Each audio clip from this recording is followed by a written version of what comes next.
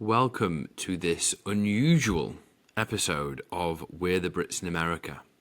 So, we're going to take a break from our usual scheduled programming, and that's because I actually brought forward the last episode with Duncan Edwards from the BAB to coincide with the launch of their updated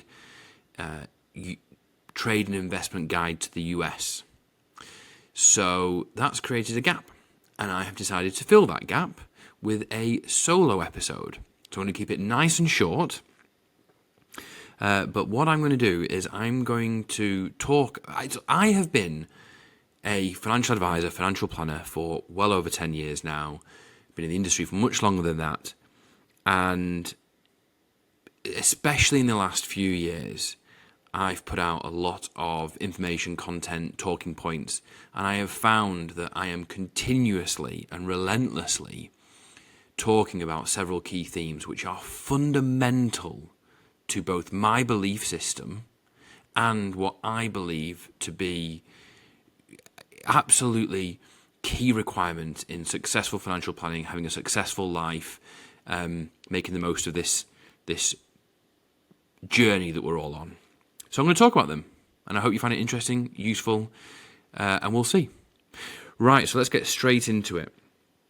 The first one is, I'm going to introduce these with a hashtag, right, which is obviously very of our times. And I'm going to hashtag, the first hashtag is one life. In that, we have one life. We have one shot at this. Life is not a dress rehearsal. This is not a practice round. What is it John Lennon said? That life is what happens when we're busy making plans. We're all incredibly guilty of that, and myself included. And part of what I see my job is helping, literally shaking people into the recognition that they have one shot at this. Precious time is slipping away. Life is not a dress rehearsal, and they better identify what's important to them, who's important to them, what they want to be doing, and get on doing it. Because especially here in America, America is stressful. America is a land of opportunity. I'll touch on this later, but it is hard charging. It is. We work hard here.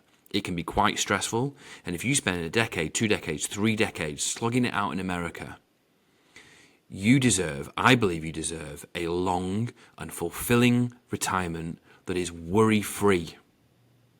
Anything less than that is a tragedy and a travesty, and we have to help people wake up to this fact. Because otherwise, we just go through our day-to-day and life passes us by. So hashtag one life. One shot at this, make the most of it. The second one, and my next hashtag, is no plan B.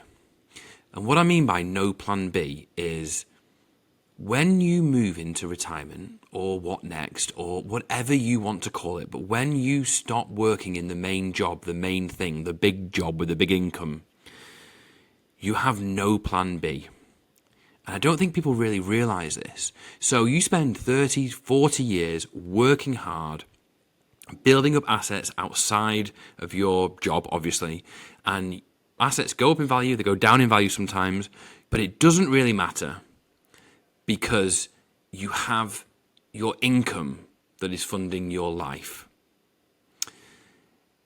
But then when you retire, when you move on to whatever's next, that changes, that income goes away, and those assets become your lifeline, and your perception of it and the way you feel those ups and downs changes dramatically, and it makes you susceptible to making a mistake. And what happens if you make a mistake, or you get the initial calculations wrong, and you run out, or you run low? There's no plan B. You have no opportunity to rebuild. If you make a mistake in your 40s or your 50s, 60s even maybe, there's often an opportunity to repair, learn from that, and get back on track. But if you make a mistake in your 60s, 70s, 80s when you are in retirement, and I believe I've seen it, you become more susceptible to it because of it's now your lifeline. You feel much more, you feel much more exposed to it. You have no plan B. There is no way of making it back up. You do that, the only options are bad options. They are changes in lifestyle, pretty serious ones. So making people aware of that the stakes are extremely high, is a key part of what we do. Hashtag no plan B. Oh, this is a good one. Hashtag keep the faith. This is relating to investments. So we deeply, strongly, fundamentally believe in a buy the market, buy and hold strategy, rather than trying to time the market or even time investments.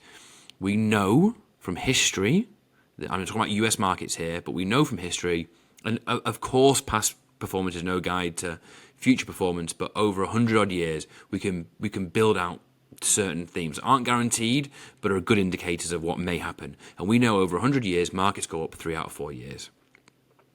We just don't know which 3. We don't know when the back down year is going to be. And we also know it's not even over those 3 years. It's wildly different. We also know that the news is unrelentingly negative, and it's much easier to be a bear, to be negative, than it is to be positive. What's this famous saying? Bears sound clever, bears sound smart, bulls make you money. As in, people who are bearish, people who are fearful, people who are always sounding the alarm sound clever, sound more intellectually with it, clever, on the mark.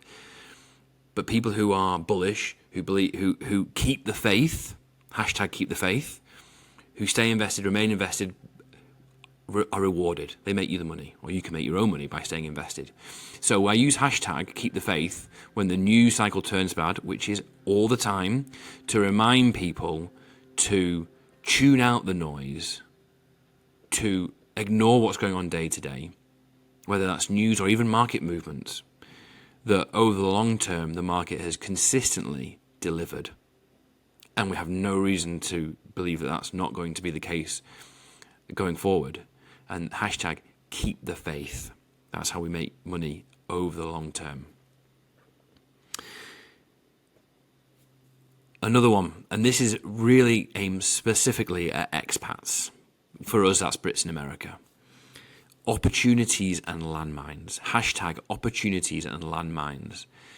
So you've probably, I'm sure many of you heard me talk about this. Coming to America is a tremendous opportunity. I don't know how America does it. I've heard it said America is a business, and I maybe that goes some way to explaining how this place just creates so much opportunity as an entrepreneur, as an employee, as a manager. You come over here, you make more, you can save more. I've seen people rocket through positions in their career and end up much more senior. It just is. It really is so cliched, but it really is a land of opportunity. And as a British expat coming here, you have a tremendous opportunity to change your financial future and your family's financial future and all that flows from that. But there are landmines. Landmines abound. And some of these are very specific to being an expat, and that is being an expat in America or having non-US assets or non-US complications. It can be uniquely challenging in a way that it's just not almost anywhere else in the world. Landmines abound in a way that they just don't anywhere else. And part of that is down to the America's unique taxation system, and that is citizenship-based taxation, and this includes green card holders, and legislation called FATCA, and also maybe even Bank Secrecy Act, which is for FBAR. Anyway, without going into specific details, there are a raft of reporting requirements, informational reporting requirements, and other stuff that is just not required anywhere else in the world, and makes owning non-US investments extremely difficult and punitive. And these are all things that can catch expats completely unawares and can have major consequences down the line. And there's other things, not even taxation related, such as neglecting UK assets when you come over here because it becomes so difficult to deal with them as a US person that they end up being neglected for 10, 20 years. And there's a tremendous opportunity cost to that. There's currency landmines that Americans don't have to worry about, having assets and income denominated in a different currency. And then there's more prosaic stuff like, yes, You're going to make more money, hopefully. You're going to save more money, hopefully. You're going to have more net worth, hopefully. But what I often see is a disconnect between that and the increased cost of living here. America is not a cheap place to live. I mean, we fall for this trap of it's low tax. I'm not sure it is. Certainly not in a lot of states. And even in the states where there is low tax, there are other taxes that can make it not especially low tax. And it's this cost of living I find, people who come over here and do well, they tend to have quite big lives. And quite big lives cost a lot to maintain, particularly if you want to go back and forth from the UK or see family in retirement. And I think this is massively underestimated by the people that we speak to, and that can have major long-term consequences. So, hashtag opportunities and landmines, massive opportunity to come here and change life, but that landmines abound. You need technical expertise and you need planning, in my humble opinion. Finally, hashtag, for pity's sake, work with a cross-border UK-US tax advisor. It is a premium, but it is worth it. A local tax person does not have the experience and expertise required to help anyone with non-US assets and income streams and complications and other stuff to navigate this. And as I said before, the consequences can be dire. Yes, there will be a premium because you need someone who understands the US, the UK, and the interaction between the two. In other words, a double taxation agreement. Of course, that comes as a premium. Yes, it can be astronomical, but it doesn't have to be. Heaven forbid, don't do your own taxes, because I'm of the opinion, or the belief as a non-tax professional, that when you do, you lose a lot of the cover that you might already have if you work with a tax professional. I cannot stress that enough. I bang that drum all the time, and I am astounded by the fact that it is just doesn't seem to be landing, doesn't seem to be resonating. The amount of people I meet who are not working with cross-border tax professionals, who have issues lurking in their tax affairs that we identify and then help them resolve by working with the right professionals, and people who do their own taxes, which I think is a potential massive mistake. Right, so just to recap there, hashtag one life, you get one shot at this, make the most of it. Hashtag no plan B, in retirement, the stakes could not be higher, and you have no plan B, you have no way of making it back, so don't mess it up. Hashtag keep the faith, that is, get invested, stay invested, don't panic out, the market will reward you. Hashtag opportunities and landmines, coming to America is a tremendous opportunity, landmines abound, don't step on them. And finally, as always, work with a UK-US cross-border tax advisor. That's not us, we don't do that, but I can introduce you to some if you so wish. Right, I'll wrap up there. I hope you found this helpful, or if not helpful, at least interesting. As always, feedback, questions, queries, hit me up. I'm all over LinkedIn. I'm sure you can find my email somewhere. I'd love to hear from you. Ciao for now.